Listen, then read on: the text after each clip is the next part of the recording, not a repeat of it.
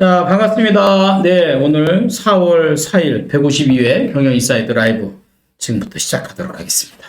자, 들어오신 분들은요, 채팅창에, 어디 계신지, 누구인지 서로 인사도 좀 나누시고요. 오늘 두 분의 아주 멋진 미녀 게스트들이 오셨는데, 우선 오늘 10분 식사 경영을 먼저 시작하도록 하겠습니다.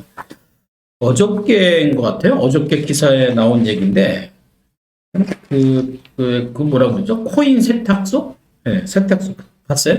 세탁소에 요즘 이제 개를 키우고 고양이 키우는 사람들이 많아졌는데, 그게 원칙적으로 개나 고양이, 반려견에 해당되는 세탁물들은 그곳에서 못 팔게 되어 있는, 아마 그런 게 있나 봐요. 그런데 이제 사람들이 뭐 그런 기준이 있겠어요? 그냥 무조건 많이 빠니까.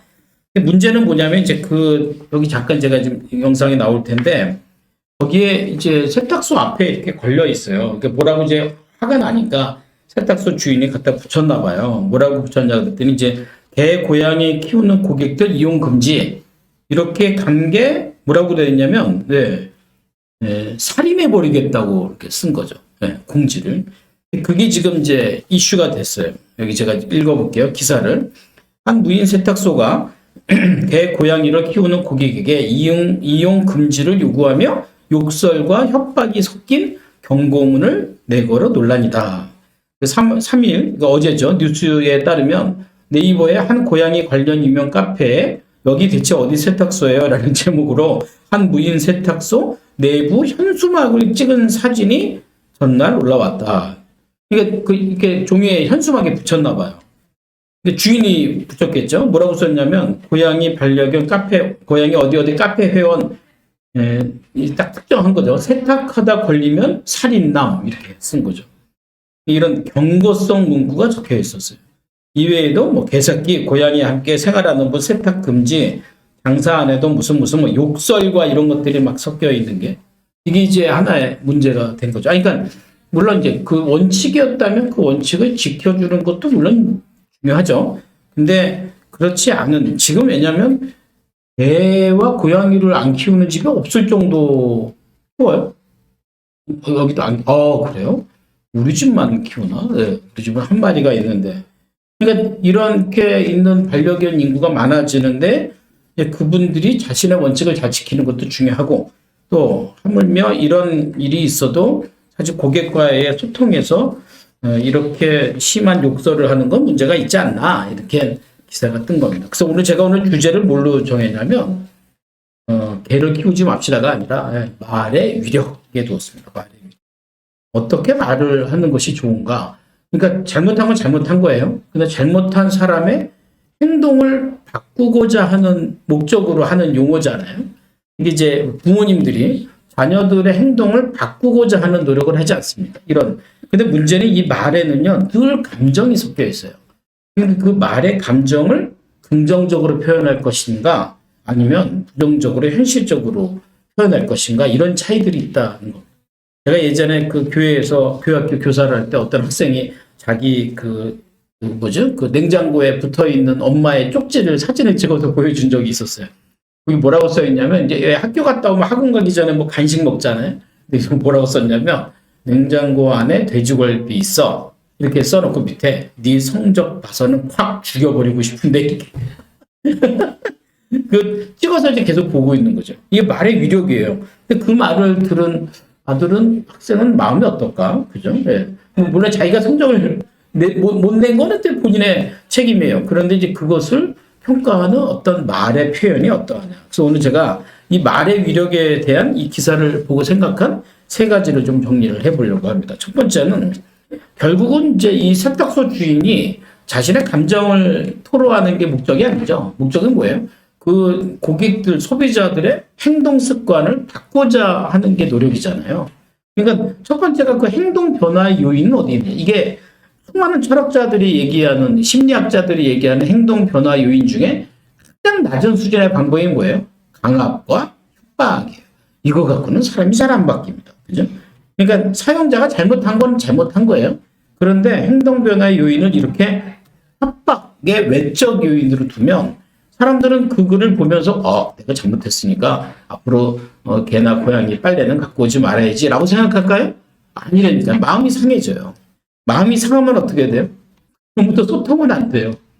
이런 분들 있잖아요. 이렇게 뭐, 나 너 좋아하니까 하는 말인데, 너 나 믿지? 뭐 이렇게 계속 물어봐. 나 믿지?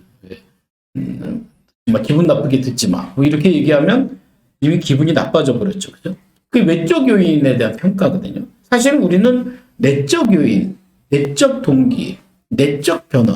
근데 그게 핵심이 아닐까. 좀 약간 이 세탁소 주인의 방법이 약간 아쉬운 마음에, 예, 첫 번째가 행동 변화예요. 두 번째는요. 사실 이제 이게 기업이잖아요. 사업이잖아요. 사업은 뭘로 이루어졌어요? 고객. 두 번째가 서비스. 서비스가 뭐냐면 여기 이제 세탁기 서비스잖아요. 그럼 이제 세 번째가 뭐예요? 네, 우리 이런 게 배웠죠. 전략이거든요. 어떻게 연결할 것인가. 그 연결이 뭐가 돼야 되냐면 이 상황에서 설명이어야 돼요. 근데 설명의 효과라는 게 있어요. 설명의 효과는 뭐죠? 말하는 사람 입장일까요? 듣는 사람 입장일까요? 그죠?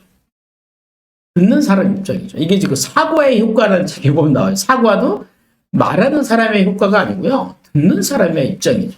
그러니까 이분이 행동 변화 요인을 안에다 둔다면 설명의 효과를 좀 노렸어야 되지 않을까. 좀, 얘들이 설명을 한다는 게 뭐죠? 팩트와 감정, 뭐 이런 거죠. 팩트는 뭐예요? 아, 여러분들이, 이런 빨래, 이런 개나 고양이에 관련된 빨래를 여기서 이렇게 하다 보니 다른 분들이 피해가 있고 컴플레인이 있어서 이렇게 설명이 되면 뭐 그래도 안 듣는 사람은 욕해도 안 듣거든요. 그런데 적어도 이 기업이 해야 될 일은 그 설명이라는 어떤 본인의 기업으로서의 본질, 목적, 소명 이것들의 끈을 놓치지 않고 이것들의 설명의 과정이 필요하지 않았을까.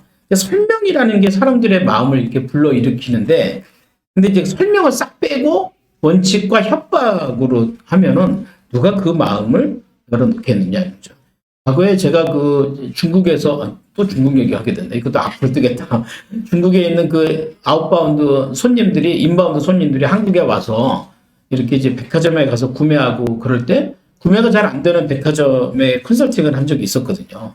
그때 이제 했던 게 뭐냐면 무조건 와서 비싼 데를 보여주는 게 아니라 그 고객들이 오면 설명을 해주라는 거예요.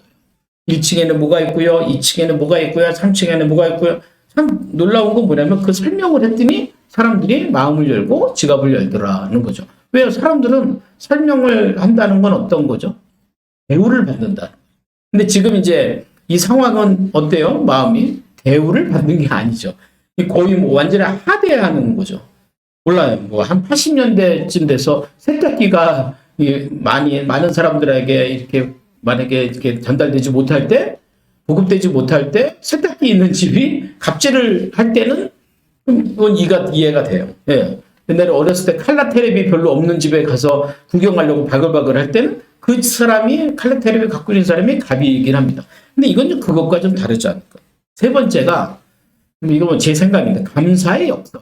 감사의 역설. 왜냐면 그런 고객만 있는 건 아니잖아요. 그러면 모든 대화가 yes and but이세요. 그러니까 우리가 이제 그 고객이 아직 못된 고객도 있지만 또 제대로 된 빨래감을 갖고 오는 고객도 있지 않습니까? 그러면 감사의 역설. 먼저 감사하고 이런 상황에도 불구하고 반려견을 키우는 고객임에도 불구하고 반려견의 빨래보다는 사람의 빨래를 갖고 오신 여러분들 정말 감사합니다. 이렇게 얘기를 하면 그 사람들이 일단 인정하고 이런 문제에 대한 경각심을 갖지 않을까. 그래서 제가 세 가지를 얘기했어요. 일단 행동의 변화 요인은 안에, 내적에 돌아. 두 번째는 설명의 효과를 기대하라. 설명이라는 단계를 한번 거쳐보면 좋겠다. 세 번째는 대화하는 방법, yes and but. 일단 먼저 감사하고 그리고 감사의 역설로 내가 원하는 결과를 얻는 것. 저는 이런 게 중요하지 않을까 생각합니다. 제가 이제 막내 녀석이 있는데 지금 이제 군대에 가서 그렇지 않은데 이 녀석이 어렸을 때마다 저한테 뭘 사달라고 하면은 제가 잘 안 사주거든요. 그러면 뭐라 그러는지 아세요? 감사합니다, 아버지. 얘기해요. 아침에도 감사합니다. 감사합니다. 결국 사주게 돼 있는 거죠. 예, 감사의 역설. 감사하다는 거. 저는 그게 좀 중요하지 않을까 이렇게 생각을 합니다. 저는 이제 누구든지 오면 이제 잘 오셨습니다. 오셨습니다.